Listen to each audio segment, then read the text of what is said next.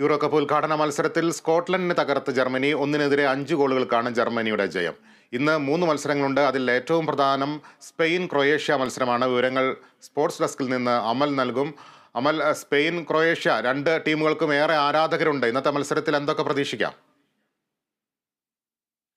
ലിബീഷ്, ഇന്നലത്തെ മത്സരത്തോടുകൂടി, അതായത് യൂറോ കപ്പിൻ്റെ തുടക്കത്തോടുകൂടി ഫുട്ബോൾ ആവേശത്തിന് കൊടിയേറി എന്ന് തന്നെ പറയേണ്ടിയിരിക്കുന്നു. ഇന്നലത്തെ മത്സരത്തിൽ ആതിഥേയരായ ജർമ്മനി സ്കോട്ട്ലൻഡിനെ ആയിരുന്നു നേരിട്ടിട്ടുണ്ടായിരുന്നത്.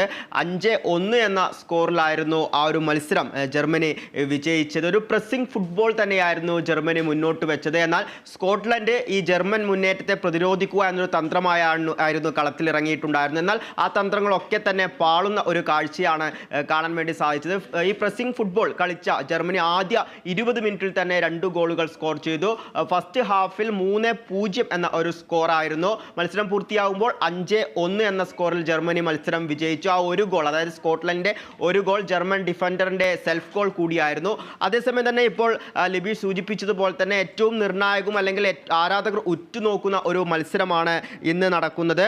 അതായത് സ്പെയിൻ ക്രൊയേഷ്യ മത്സരമാണ്. ഫുട്ബോളിലെ രാജാക്കന്മാർ എന്ന് പറയുന്ന രണ്ട് ടീമുകൾ തമ്മിലുള്ള ഒരു മത്സരമാണെന്ന് തന്നെ പറയേണ്ടിയിരിക്കുന്നു. രണ്ട് വ്യത്യസ്ത ശൈലികൾ തമ്മിലുള്ള ഒരു ഏറ്റുമുട്ടൽ കൂടിയാകും ഇന്ന് കാണാൻ വേണ്ടി സാധിക്കുക. കാരണം സ്പെയിൻ എന്ന് പറയുന്നത് പന്ത് കൈവശം വെച്ച് 90 മിനിറ്റിൽ അധിക സമയവും പന്ത് കൈവശം വെച്ച് കളിക്കുന്ന ഒരു ടീമാണ്.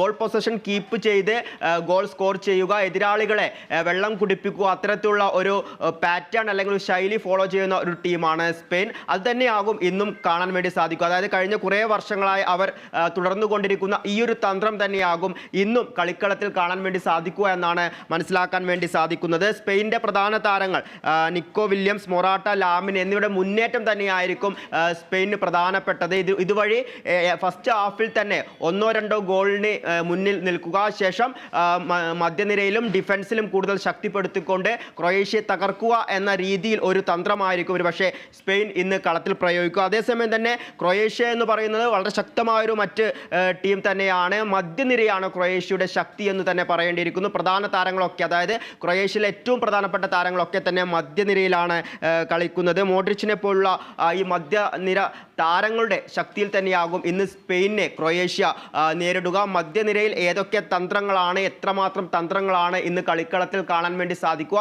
അതനുസരിച്ചാവും ക്രൊയേഷ്യയുടെ ഇന്നത്തെ വിധി, അതായത് വിജയമാണോ സമനിലയാണോ അല്ലെങ്കിൽ പരാജയമാണോ എന്നൊക്കെ മനസ്സിലാക്കാൻ വേണ്ടി സാധിക്കൂ. 9:30 ഈ ക്രൊയേഷ്യ സ്പെയിൻ മത്സരം നടക്കുക.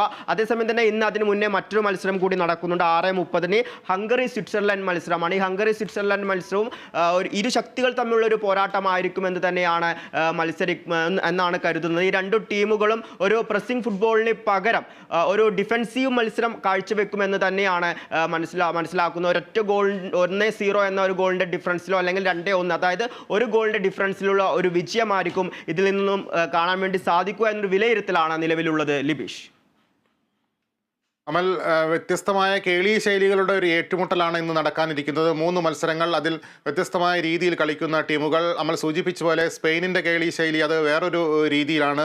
ബോൾ പൂർണ്ണ സമയവും കൈവശം വെച്ച് കളിക്കുക എന്നുള്ളൊരു ശൈലിയുണ്ട്. ഇത്തരം ശൈലികളുടെ ഒരു ഏറ്റുമുട്ടലിൽ ഫുട്ബോൾ മൈതാനത്ത് നിന്ന് കാണികൾക്ക് ഇന്ന് ഒരു ആവേശകരമായ മത്സരങ്ങൾ തന്നെ പ്രതീക്ഷിക്കാമെന്ന് തോന്നുന്നു, അല്ലേ?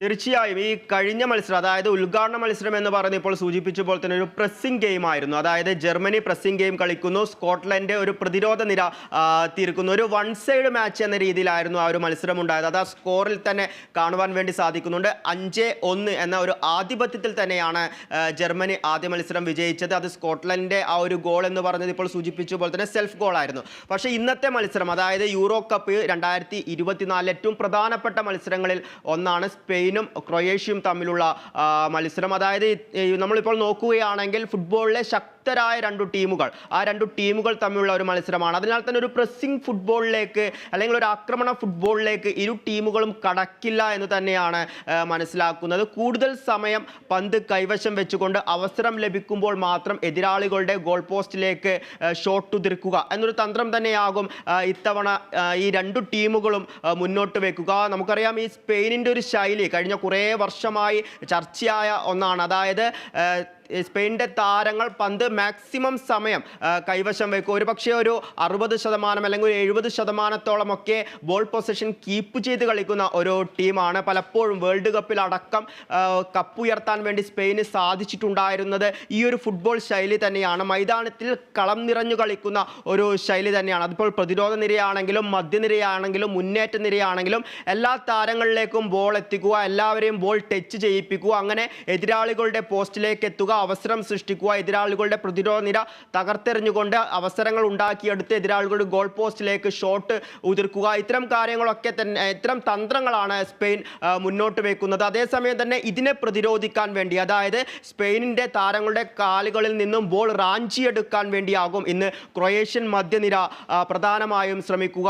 ഒരുപക്ഷെ മുന്നേറ്റത്തിൽ കൂടുതൽ ശ്രദ്ധ കേന്ദ്രീകരിക്കുന്നതിന് പകരം മധ്യനിരയിലും ഡിഫൻസിലും പ്രതിരോധത്തിലും ശ്രദ്ധ കേന്ദ്രീകരിച്ചുകൊണ്ടാകും ഇത്തവണ ക്രൊയേഷ്യ ഇറങ്ങുക എന്നാണ് മനസ്സിലാക്കുന്നത്. മോഡ്രിച്ചിനെ പോലുള്ള പ്രധാന താരങ്ങൾ മധ്യനിരയിലുണ്ട്. അതിനാൽ തന്നെ മധ്യനിരയിൽ വെച്ച് ഈ സ്പെയിനിൻ്റെ താരങ്ങളുടെ കാലിൽ നിന്നും പന്ത് റാഞ്ചിയെടുത്തുകൊണ്ട് മുന്നേറ്റത്തിലേക്ക് പന്ത് എത്തിക്കുക, അവിടെ നിന്നും മധ്യനിരയിൽ നിന്നും തന്ത്രങ്ങൾ ഈ സ്പെയിനിൻ്റെ പ്രതിരോധത്തെ കീറി മുറിച്ചുകൊണ്ട് പന്തുകൾ മുന്നേറ്റത്തിലേക്ക് എത്തിക്കുക, സ്പെയിനിൻ്റെ ഗോൾ വല തുളയ്ക്കുക. ഇത്തരം കാര്യങ്ങൾ അല്ലെങ്കിൽ ഇത്തരം ശൈലിയായിരിക്കും ഒരു പക്ഷേ ക്രൊയേഷ്യ മുന്നോട്ട് വെക്കുക എന്ന് തന്നെയാണ് മനസ്സിലാക്കുന്നത്. ഇപ്പോൾ സൂചിപ്പിച്ചതുപോലെ തന്നെ യൂറോ കപ്പിലെ ശക്തരായ രണ്ടു ടീമുകൾ തന്നെയാണ് ക്രൊയേഷ്യയും സ്പെയിനും. കഴിഞ്ഞ കുറച്ച് കാലങ്ങളായുള്ള അവരുടെ കളി അല്ലെങ്കിൽ അവരുടെ ആ ഒരു മത്സരങ്ങൾ എടുത്തു നോക്കുകയാണെങ്കിൽ അത് മനസ്സിലാക്കാൻ വേണ്ടി സാധിക്കും. എല്ലാ താരങ്ങളും മികച്ച ഫോമിൽ തന്നെയാണ്. കേളി ശൈലികളുടെയും ഒപ്പം തന്നെ തന്ത്രങ്ങളുടെയും ഏറ്റുമുട്ടലിൽ ആരാധകർക്ക് വിഭവസമൃദ്ധമായ ഫുട്ബോൾ വിരുന്ന് തന്നെ പ്രതീക്ഷിക്കാം. ഇപ്പോൾ സമയം 9:53 ഇടവേളയ്ക്ക് ശേഷം തിരിച്ചെത്താം.